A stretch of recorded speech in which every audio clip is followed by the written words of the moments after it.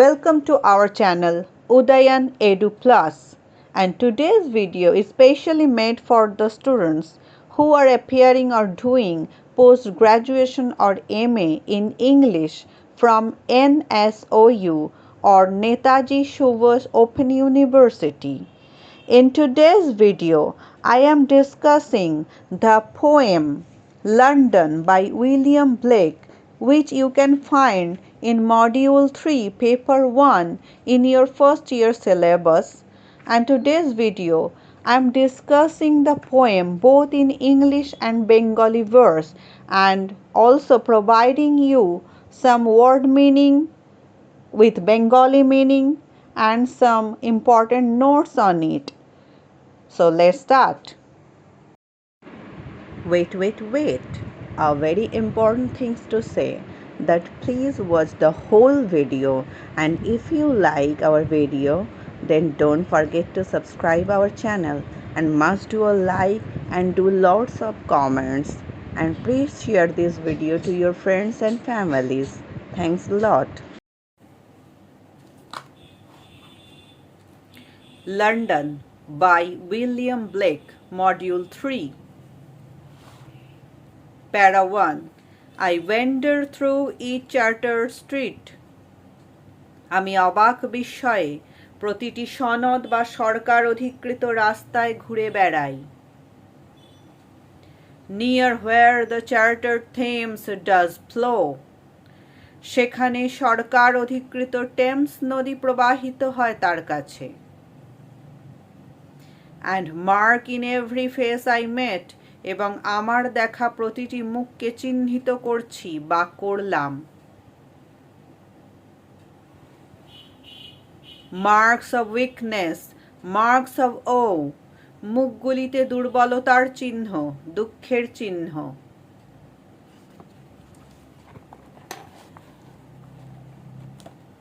Para 2. In every cry of every man. প্রতিটি মানুষের প্রতি কান্নায়। In every infant's cry of fear. প্রতিটি শিশুর ভয়ের কান্নায়। In every voice, in every ban. প্রতিটি কণ্ঠে, প্রতিটি নিষেধাজ্ঞায়। The mind-fogged manacles I hear. যেন মন মাফিক যন্ত্রণা শুনতে পাই। Para 3. How the chimney sweepers cry. Chimney সাফাইকারীর কান্না কেমন। Every blackening church apples. প্রতিটি কালো চার্চ ভীত সন্ত্রস্ত।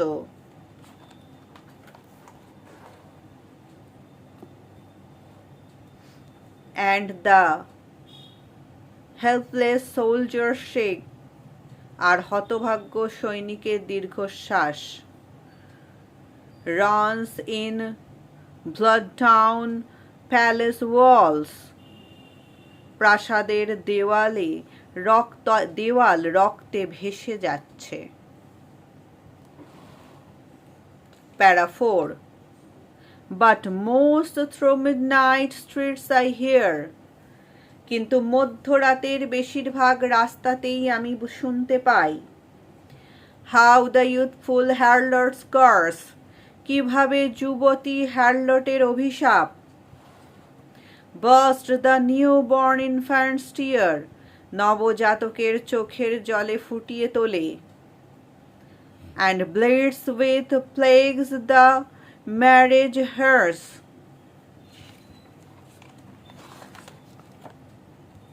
এবং বিবাহের সবজান থেকে বা সবজানেতে মহামারী প্লেগ রোগের মতো ছড়িয়ে পড়ে। এই গেল কবিতাটার লাইন বাই লাইন বেঙ্গলি অর্থ, বাংলা মানে। এইবার এই কবিতাটার পুরো লন্ডন বাই উইলিয়াম ব্লেক, এই পুরো কবিতাটার যদি একটা বেঙ্গলি সারমর্ম, বেঙ্গলি সামারি বা বিষয়বস্তু বলতে চাও বা বিষয়বস্তুটা ভালোভাবে জানতে পারো বাংলা, তাহলে কবিতাটা বুঝতে আরও বেশি সুবিধা হবে। এখন যেটা পড়ানো হলো সেটা শুধু কবিতাটার লাইন বাই লাইন বাংলা অর্থগুলো, কিন্তু পুরোটা জুড়লে পুরো টপিকটা কি বেসে লেখা হয়েছে এবং সেই পুরোটার যে একটা ভাবার্থ সেইটার জানাটা খুব দরকার। তো সেইটা আমার এখানে আমি রেডি করেছি, লন্ডন বেঙ্গলি সামারি। এবার এটা তোমরা একটু কালচার করো। কবি বা বক্তা লন্ডনের রাস্তায় হাঁটছেন। তিনি দেখছেন শহরের প্রতিটি রাস্তা এবং এমনকি টেমস নদীও ক্ষমতাবান মানুষের নিয়ন্ত্রণে চলে গেছে। তিনি লক্ষ্য করেছেন শহরের প্রতিটা মানুষের মুখে দুঃখ ও কষ্টের ছাপ। তিনি প্রতিটি মানুষ ও শিশুর কান্নার শব্দ শুনতে পান। তার মনে হয় মানুষ আটকে পড়েছে সমাজের বানানো নিয়ম এবং মনের তৈরি শৃঙ্খলে, যাকে তিনি মাইন্ড ফগড ম্যানিকলস বলেছেন। এরপর কবি শুনতে পান ছোট্ট চিমনি সুইপারদের কান্না। তিনি অনুভব করেন চার্চ বা ধর্মীয় প্রতিষ্ঠান কিছুই করছে না, কিন্তু চার্চ বা ধর্মের অসহায় মানুষদের সাহায্য করার কথা ছিল। চার্চ তথা মানুষের ধর্ম কলুষিত হয়ে গেছে। তিনি সৈনিকদের দুঃখ ভারাক্রান্ত নিঃশ্বাস শুনতে পান। তাদের রক্ত যেন প্রাসাদের দেওয়ালে গড়িয়ে পড়ছে। এর দ্বারা বোঝা যায় যে শাসক তথা নেতৃস্থানীয় ব্যক্তিরাই এর জন্য দায়ী।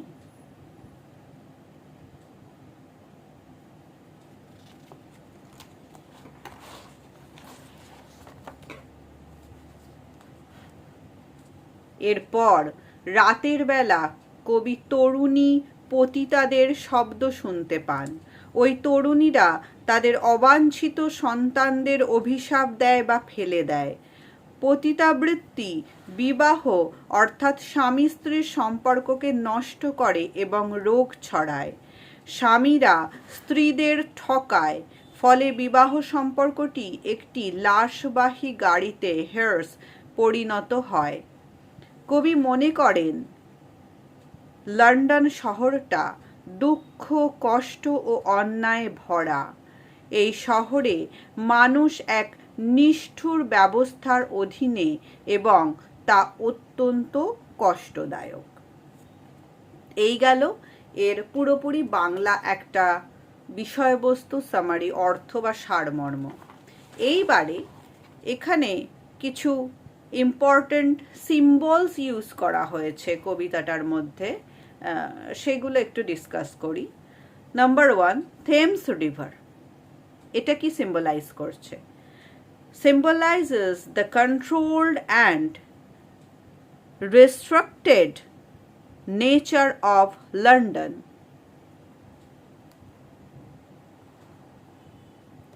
Number 2, blackening church represents the corruption of the Church of England.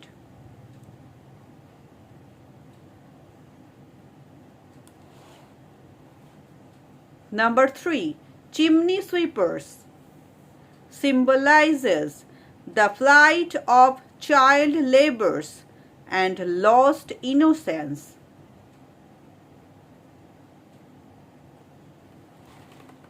Number 4, harlot represents the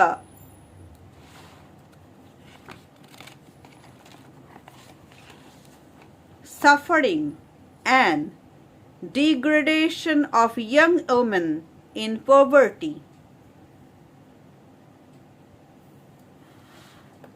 Number 5, palace, critic of the monarchy and aristocracy are as responsible for social suffering.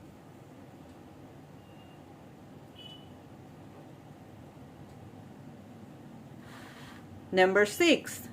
Cry of Man represents the voice of the oppressed and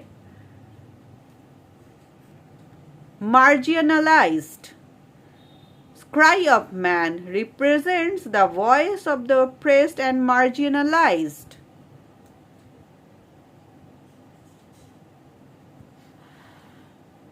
Number 7. Marriage hearse symbolizes the death of the love and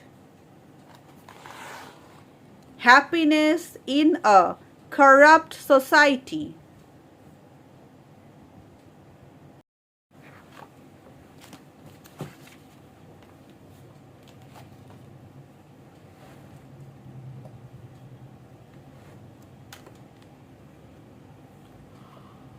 London, poem by William Blake, analysis stanza. Here I am discussing the whole poem stanza wise. Okay, stanza wise I am discussing the poem or summary of the poem or analysis of the poem. Stanza 1. From I wander to marks of O. Okay. In the first stanza, the speaker provides the setting and tone.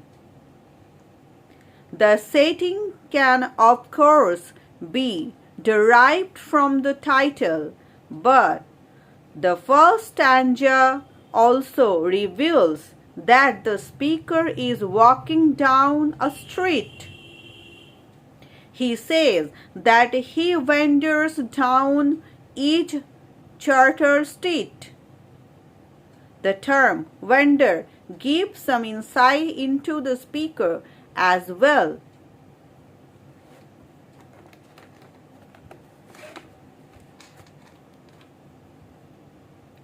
He appears to be not quite sure of himself and a bit misguided, if not entirely lost.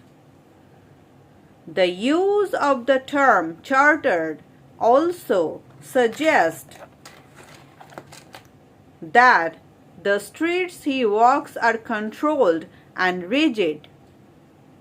He is not walking in a free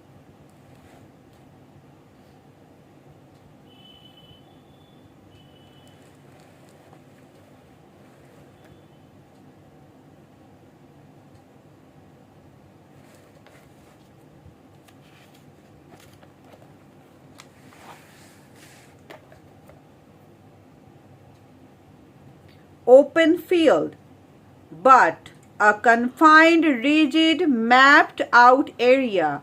The speaker will expound upon this idea later, and in London, as he walks, he notices something about the faces of the people walking by.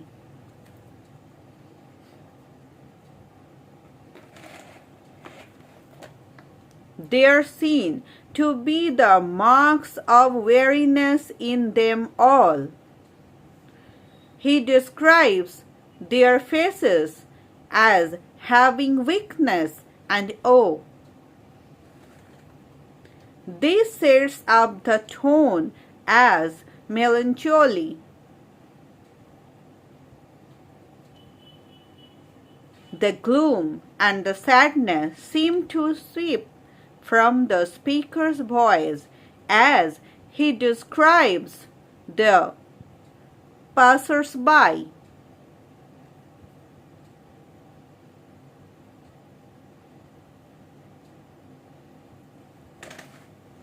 Now stanza 2. From in every airy to manacles I hear. While the first stanza sets up the tone of London, the second stanza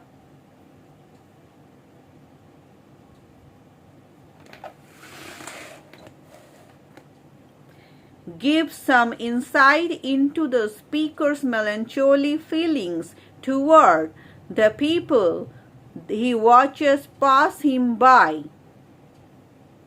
The speaker reveals that from the cry of the newborn infant to the cry of the full-grown man,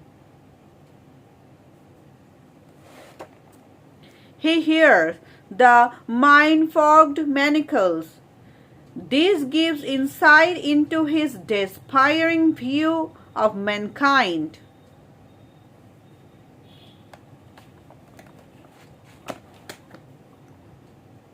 The manacles are sketches or some kind of chain that keeps a person imprisoned.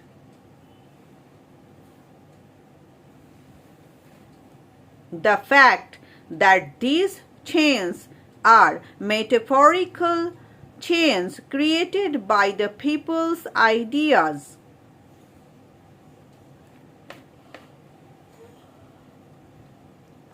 The use of the word ban reveals that these manacles are placed there by society. A ban, of course, is a restriction given by law.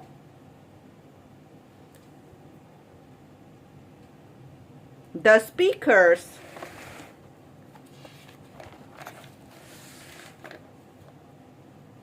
use of words such as chartered, ban, and manacles reveal his belief that society metaphorically imprisons people. Suddenly, it becomes apparent that the thoughts, pressures, and ideals of society are under scrutiny here.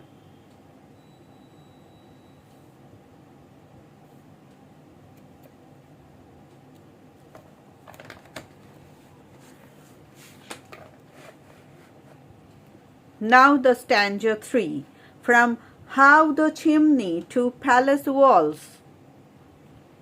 In this stanza of London, the speaker digs even deeper into the reasons for his feelings toward humanity. He implies that the shackles worn by the people and the inflicted by society have some distress results. He begins with the chimney sweepers. The chimney sweeper was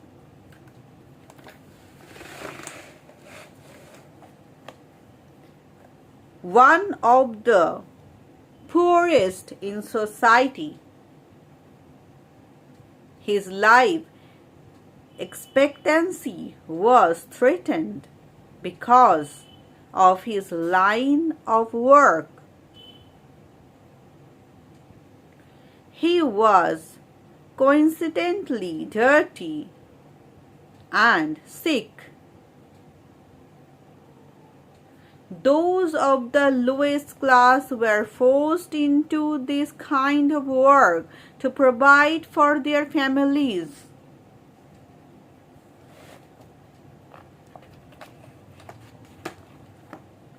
Then the speaker criticizes the church, calling it blackening and claiming that even the church appeals at the chimney sweeper.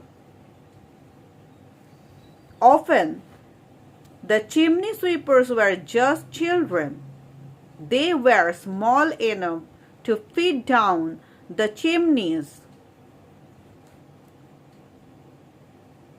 These children were often orphan children, and the church was responsible for them.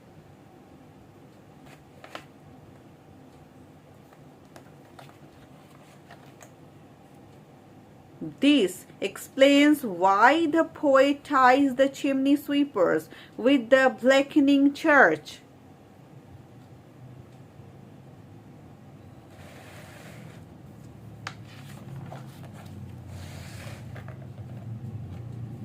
The speaker then turns his attention to the helpless soldier. He has already criticized society, pointed out the misfortunes of the poor and the hypocrisy of the church, and now he will also criticize the government by suggesting that the soldiers are the poor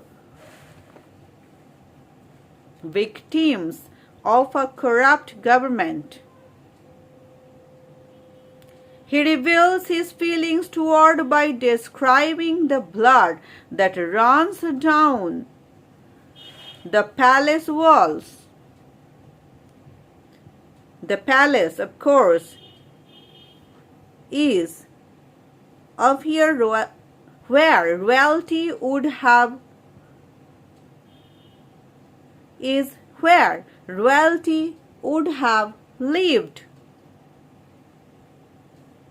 Thus, the speaker accuses the higher up people in the society of spilling the blood of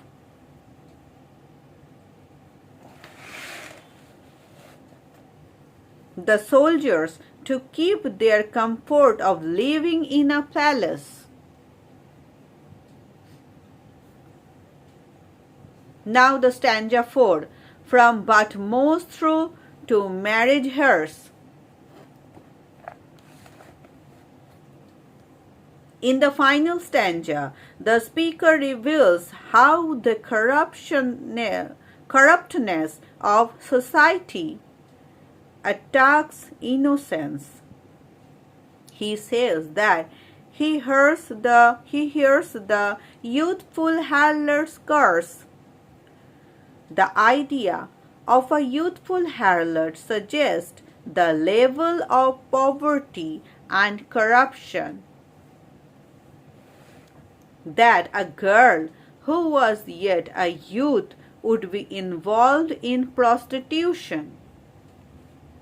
Then things become even more interesting as the speaker reveals the object of the harlot cursing.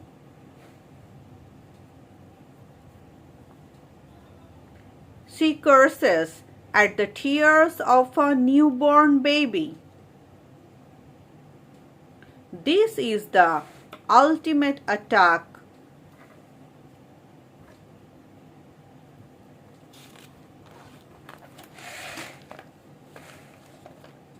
upon innocence. The speaker does not reveal whether the harlot is the mother of the baby or not, but he does imply that rather than comforting a crying infant, she curses it. This reveals the hardened heart of the harlot, which represents the hardened heart of society at large. While the innocent shed tears, the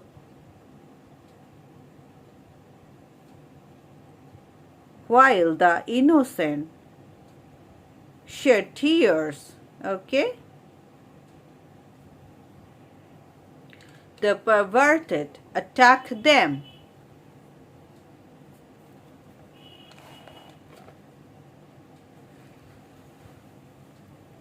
The last line of London reveals the speaker's thoughts on marriage as well. The harlot has blighted the marriage hearse. She has drained marriage by having sold her body.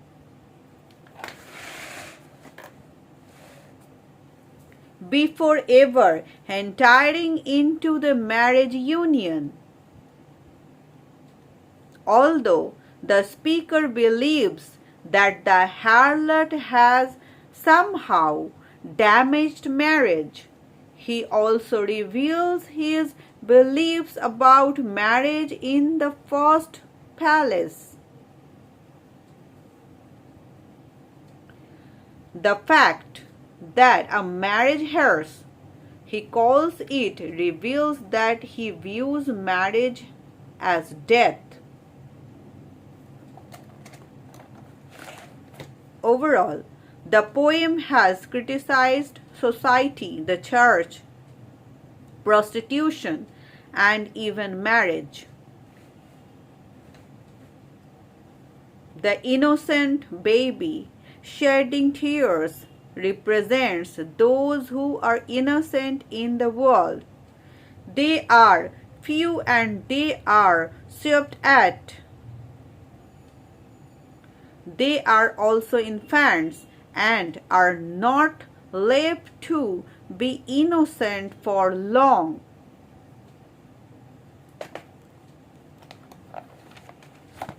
Their innocence is blasted by the cry of the perverted. Now, describe the main theme of the poem London by William Blake. The primary theme of William Blake's poem London is the social and spiritual corruption of London in the late 18th century, particularly its impact on the city's inhabitants.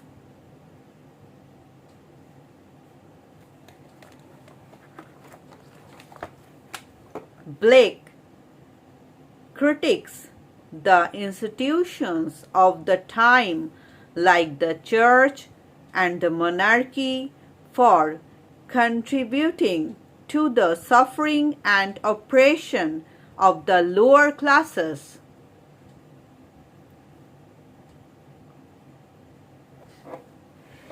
Point 1. City of Sufferings.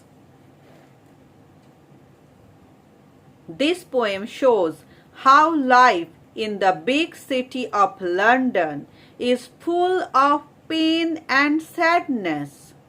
The poet walks through the streets and sees that everything, even the river, is controlled by people in power. He sees that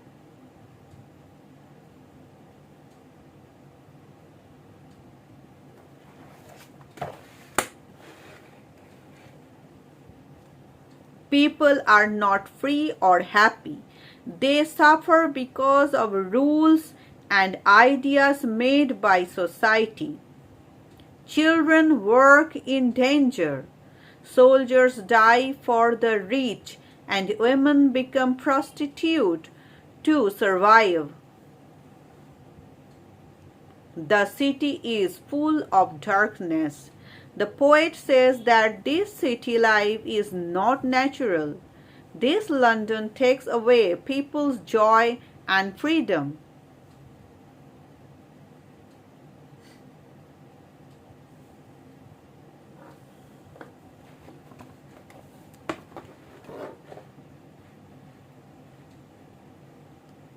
Next point, the loss of childhood. Innocence. The poem also takes about how the happy and pure life of children is destroyed in the city. The poet sees that children suffer from the moment they are born. Babies cry in fear. Poor girls become prostitutes and they curse their newborn babies. Little boys are forced to clean chimneys. These children lose their